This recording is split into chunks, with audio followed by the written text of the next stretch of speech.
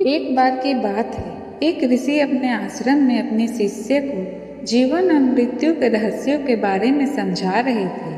शिष्य ने ऋषि से पूछा, गुरुदेव, क्या हम अपने भाग्य को बदल सकते हैं? ऋषि मुस्कुराए और बोले, वत्स, भाग्य का लिखा कभी नहीं मिटता। सुनो, मैं तुम्हें एक कहानी सुनाता हूँ जो इस सत्य का उजागर करेगी। किसी समय की बात है, एक छोटे से गांव में एक बहुत ही ज्ञानी और प्रतिष्ठित पंडित जी रहते थे। पंडित न केवल वेद पुराणों के ज्ञाता थे, बल्कि अपने दान पुण्य और भले जनमानस के लिए भी प्रसिद्ध थे। एक दिन पंडित को अपने बचपन के मित्र से मिलने का मन हुआ। उनका मित्र दूसरे गांव में रहता था, जो बचपन से ही गूंगा और एक पैर से अपाहिज था। पंडित ने अपने मित्र से मिलने के लिए पैदल ही यात्रा शुरू की। रास्ते में कई छोटे छोटे गांव पड़े। चलते चलते उन्हें एक अजनबी मिला, जिसने उसे अपना नाम महाकाल बताया। पंडित जी को यह नाम थोड़ा अजीब लगा, परंतु उन्होंने उस पर कुछ विशेष ध्यान नहीं दिया और फिर दोनों साथ साथ चलने लगे। थोड़ी देर बाद महाकाल ने कहा, मुझे इस गांव में कुछ काम है, आप आगे बढ़े, मैं आपसे आगे मिलूंगा। पंडित जी आगे बढ़ गए। तभी गांव में खबर फैली कि एक व्यक्ति की अचानक मृत्यु हो गई।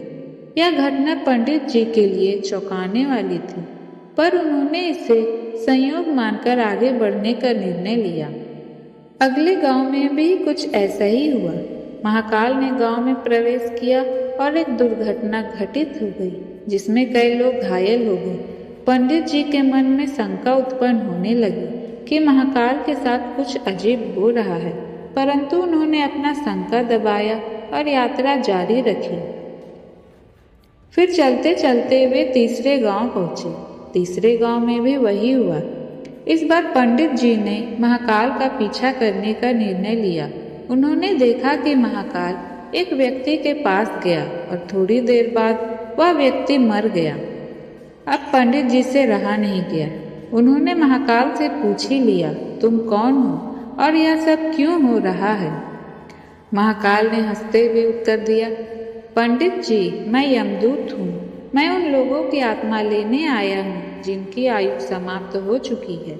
महाकाल के मुंह से यह सुनकर पंडित घबरा गया, लेकिन फिर से हिम्मत करके पूछा, अगर ऐसी बात है और अगर तुम सचमुच यमदूत हो तो बताओ, अगली मृत्यु किसकी है? तब यम के दूत ने जवाब दिया, अगली मृत्यु तुम्हारे उसी मित्र की है जिससे तुम मिलने जा रहे हो, और उसकी मृत्यु का कारण तुम ही बनोगे। यह बात सुनकर पंडित सहम गया और सोच में पड़ गया कि वास्तव में यदि यह महाकाल यमदूत हुआ और उसकी बात भी सही हुई तो मेरे बचपन के मित्र की मृत्यु हो जाएगी। इसलिए अच्छा यही होगा कि मैं अपने मित्र से मिलने ना जाऊं। कम से कम मैं तो उसकी मृत्यु का कारण नहीं बनूंगा। तब महाकाल कहते हैं कि तुम जो सोच रहे हो वह सब मुझे पता है, मगर तुम्हारे अपने मित्र से मिलने ना जाने से नियति नहीं बदल जाएगी। तुम्हारे मित्र की मृत्यु निश्चित है और वह अगले कुछ ही क्षणों में घटित होने वाली है। यह सुनकर पंडित जी को झटका लगा। अपने मित्र के मृत्यु का कारण वह ना बने, इसलिए वह पीछे मुड़ा और अपने गांव की ओर जाने लगा। परंतु पंडित जैसे ही मुड़ा, उसका मित्र तेजी से उसकी ओर आता दिखाई दिया, जो पंडित को देखकर अत्यंत ही प्रसन्न दिखाई दे रहा था।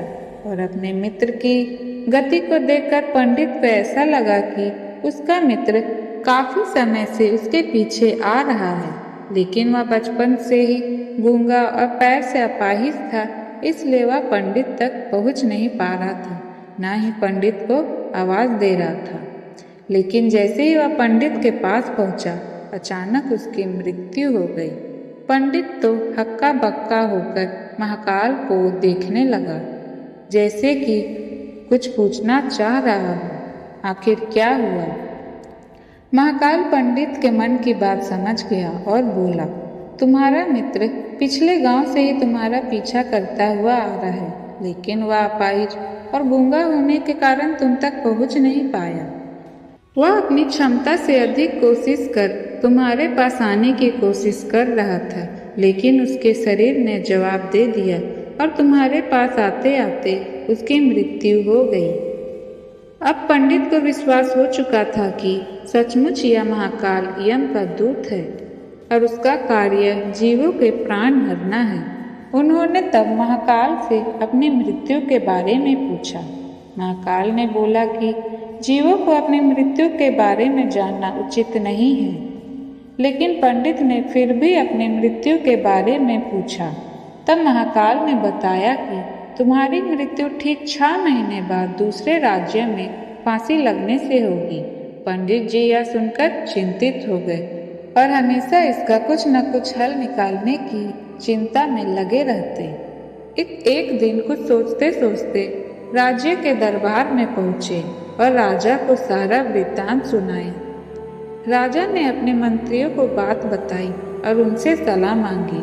सभी ने विचार विमर्श कर कहा कि अगर पंडित की बात सही है तो उसकी मृत्यु भी हो, लेकिन मृत्यु 6 महीने बाद किसी दूसरे राज्य में होगी।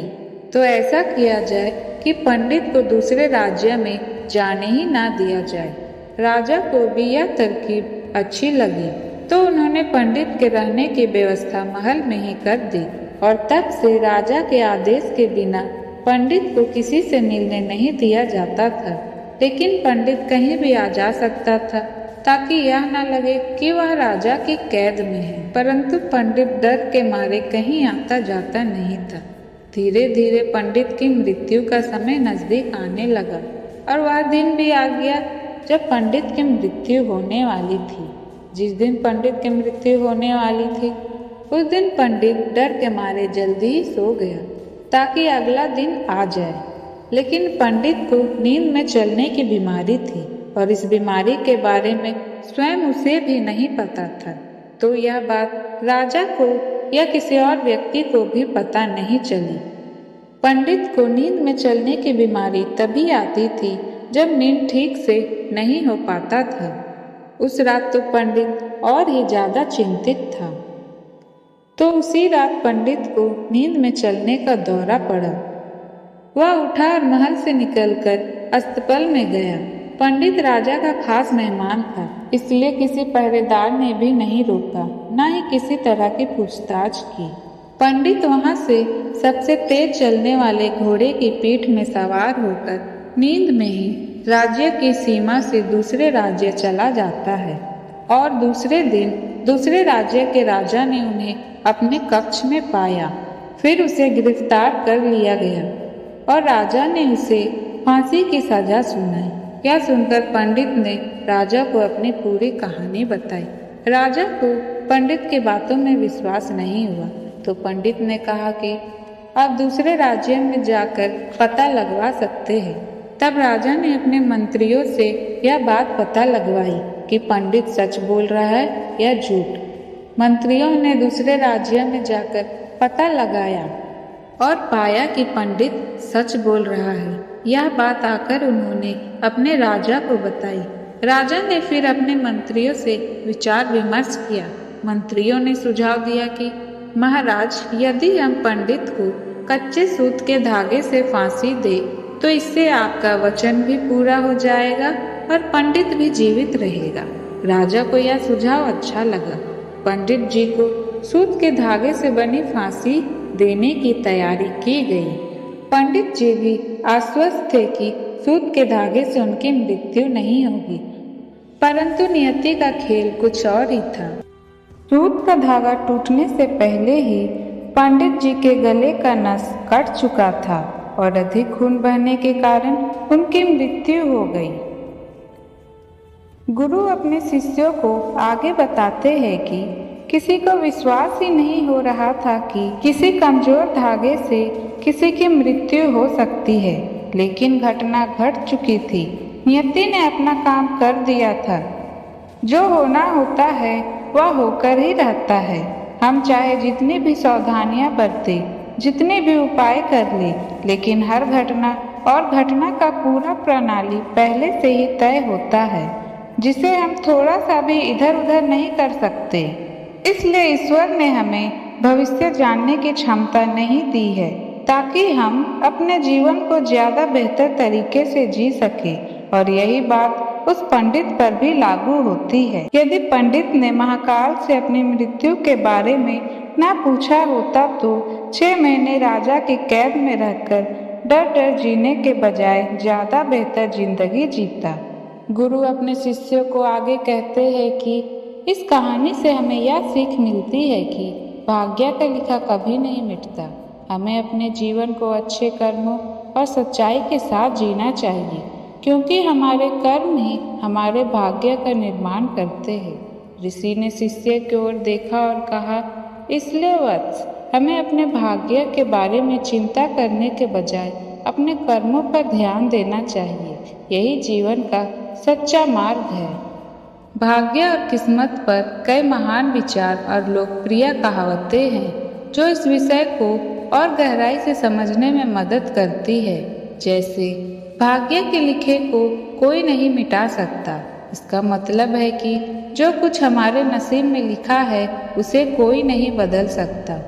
दूसरा, कर्म करो, फल की चिंता मत करो।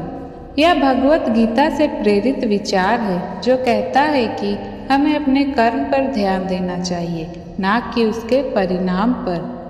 तीसरा है, जैसा करोगे वैसा भरोगे। यह कहावत इस बात पर जोर देती है कि हमारे अच्छे या बुरे कर्म ही हमारे भाग्य का निर्माण करते हैं। इन विचारों और कहावतों से यह स्पष्ट होता है कि भाग्य एक अहम भूमिका निभाता है, लेकिन अपने जीवन को बेहतर बनाने के लिए हमें अपने कर्म और मेहनत पर विश्वास रखना चाहिए।